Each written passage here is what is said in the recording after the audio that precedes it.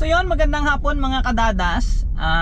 Napabilag ako ngayon kasi ang ganda ng booking. May pumasok na booking dito sa amin, malapit lang sa bahay. Pag alabas ko lang ngayon, may pumasok na Grab Express. Ayun, ang pick up na to guys ay sa Mary Chris.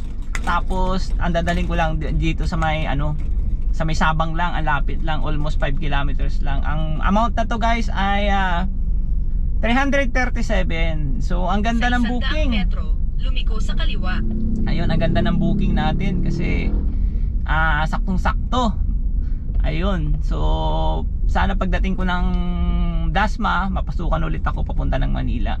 Pero pipili pa rin ako ng papunta pa rin tayo ng Apsni, Lalamove. Baka may isabay, sayang din. Pero maghihintay muna ako in a few minutes, siguro mga 5-10 minutes, 15, kung may papasok na booking sa Grab Express natin o sa Grab Airport. Ayun. So yun, maraming salamat sa inyong support mga kadadas, mga kagulong. Siya nga pala, Metro, lumiko sa kaliwa. Siya nga pala sa mga nagtatanong kung opening pa ba ang application o ang applyan kay Grab Express.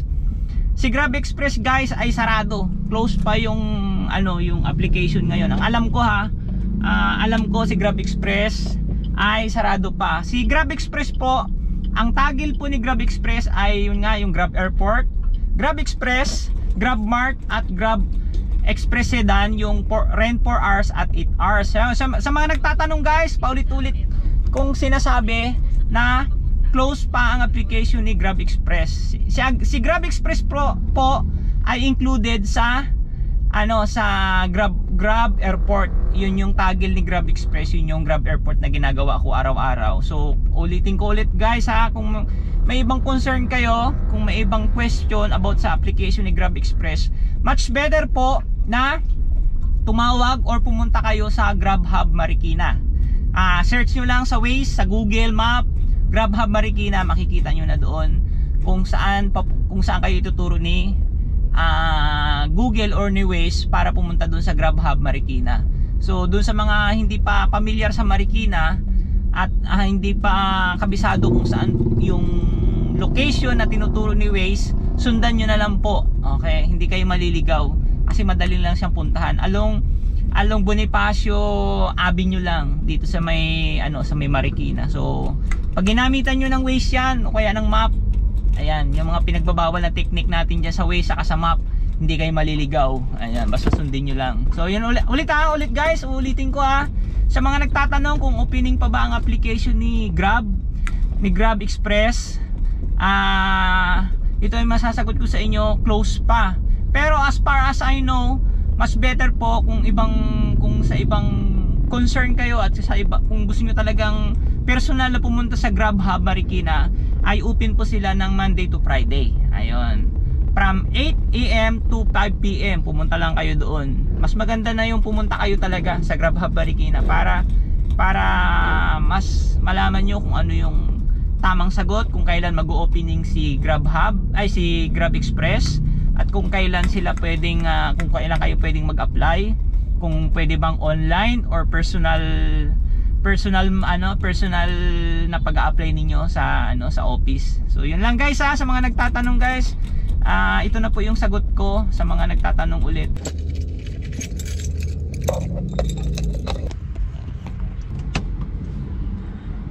Hello Ludes, good evening.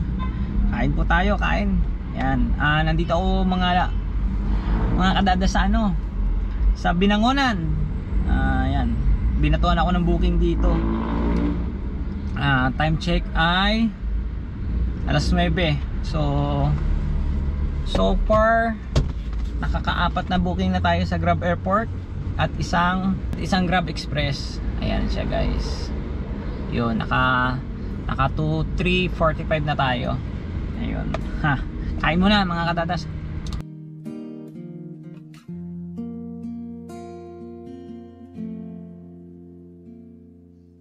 Heart beats fast, colors and promises.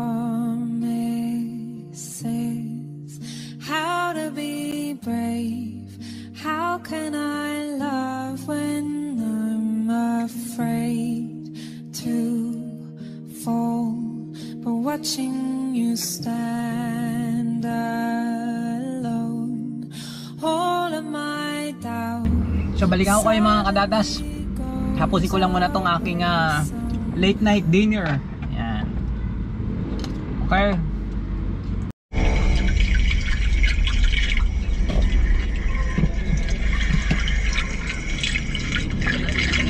Yun. Nagbabalik ulit si Dadas, mga kadadas, mga kagulong. At maganda ang biyahe natin pa rin dito sa ating platform ni Grab. Nakakuha ko kanina ng yun nga, isang lalamove. Tapos sa Grab airport natin guys ay Siam ang nakuha natin. So kaninang nag-start ako ng hapon hanggang 12 midnight ay nakaapat tayo, tapos isang Grab Express. Tapos ngayon sunod-sunod yung pasok ng booking sa akin. So from Terminal 1 to Terminal 3, from Terminal 3 to Terminal 1, tapos from Terminal 1 may hinatid na naman ako sa Resorts World, which is yung sa harap lang ng Terminal 3. Tapos pagdating ng Terminal 3 nakakuha ulit ako ng Pascor Avenue. Tapos pagdating ko ng Pascor Avenue, pag drop off ko, yun, nakakuha ulit ako ng Rodriguez Rizal. Malayo, pero binigyan tayo ng magandang tip, binigyan tayo ng magandang pabor kasi hotspot ngayon ng Rizal. So marami nagka-cancel papunta ng Rizal. So ayun, yung kanina di ba, ang last update ko is kumain ako, tapos binangonan ako, yung kumakain ako dun sa Shell. So yun, pagdating ko ng terminal ulit, sunod-sunod yung booking kasi ni-rolling ko. So yung pang last na booking ko, hinatid ko sa Rodriguez Rizal. Ayun. So nag-rolling ulit ako, pabalik ako ng airport. Yun, wala akong nakuha. So ngayon, anong oras na? Alas 3 na guys. Ayan. Hindi ko alam bakit ang tipid ko sa gas ngayon. Ayan, may 3 bar pa na natitira. So 3:41 in the morning na. So nandito na ako sa Open Canal. At nilaban na natin kasi nag-set destination ako. Hindi ako mapapasukan, almost 30 minutes. So wala na talaga kasi ang dami nakatambay sa airport ngayon. Kakaalis ko lang mga alas 3. Ang dami nakatambay kahit saan ka pumunta, Terminal 1, Terminal 2, Terminal 3. So ulit guys, ulitin ko ulit Ito, sa mga nagtatanong ulit kung paano mag-apply ng Grab Express. Ngayon po ay sarado po close po ang application ni Grab Express. Pero yun lang po yung alam ko. Pero kung gusto nyo pa rin talagang mas malaman at maintindihan, pumunta po kayo ng Grab Hub Marikina.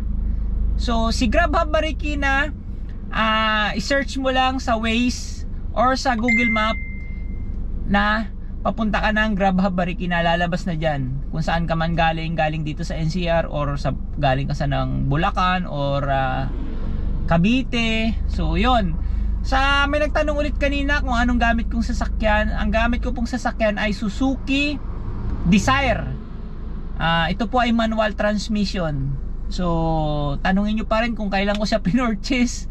So ito po ay pinorchase ko last January 2020. So next year tapos na to. So next year 5 years na rin to. Ayun, so tatanungin nyo pa rin ako kung matipid ba sa gas. Matipid. Ayan, ang budget ko dito guys ay 1,000 to 1,200. Nagre-range ako ng 250 kilometers to 300 kilometers. Yun. So yun lang. Okay. So sa awa ng Diyos ay wala pa akong napapalitan dito bukod sa mga filter. Pero next coming change oil ko, ako ay magpapalit na ng brake pad kasi manipis na yung brake pad ko sa unahan. So yung likod ko okay pa. Pero yung battery ko, yun, stuck pa rin yung battery ko. Anong sikreto? Palagi nyo lang i-check yung tubig ng battery ninyo kung manual yan. Yung mga stuck pa yan galing sa kasa, for sure manual yan. So i-check nyo yung tubig palagi, every month or every 2 weeks. I-check nyo lang, lagyan nyo lang ng tubig. Yung tubig guys hindi ordinaryong tubig bumili kayo sa mga sa mga dealer battery ay yung sa mga Motolite, yun yung may mga nagdi-dealer ng battery, doon kayo bumili. Magkano lang naman, 25 pesos yung 1 litro. So yun ang ilagay nyo. Pwede rin yung distilled, yun, distilled din yun kaya lang may chemical, may additive siya na chemical. So para sa talaga sa mga battery, yun lang yung sikreto ko. Sawa ng Diyos, okay pa siya, hindi pa nagluluko yung battery. At sana tumagal pa siya ng 100 years. So yun lang mga kadadas, boundary tayo ngayon dito sa ating Grab Express, Grab Airport at isang Lala Move. Ayun, sawa ng Diyos, maganda pa rin yung ating booking. Hindi ko na i-reveal o hindi ko na ipapakita kung magkano yung income ko, kasi kanina nagpakita na ako ng short income, pero this time hindi ko na rin papakita for the sake of safety ng ating mga kapwa driver, ng ating mga kapwa biyahero, para yung mga mababait dyan hindi na magkaroon sila ng idea na ganun, di ba? So for the sake of safety, hindi na tayo magpapakita ngayon ng total earnings natin, kasi nga for the sake of safety ng ating mga kapwa kagulong, ng ating mga kapwa ka-Grab, ka-Lala Move or ka-Joyride, di ba? Kasi ayun, may nangyaring trahedya na hindi natin inaakala na mangyari, di ba? So sana si Paps ay okay na, makaka-recover na siya. At sana wala nang susunod na ganong senaryo na mangyari, no? Kasi siyempre talagang nakakapobia 'yon. At nakakapag-isip, lalo na ngayon na hotspot yung Rizal. So yun lang mga kadadas, ingat-ingat ang lahat, awareness po, ayan. At siyempre huwag kalimutang magdasal, kasi yun lang yung panglaban natin sa mga ganitong sitwasyon, sa ganitong panahon. Mag-pray tayo palagi. At sana makauwi tayo ng ligtas, maayos at buong buo sa ating pamilya. So yun lang, good night and God bless.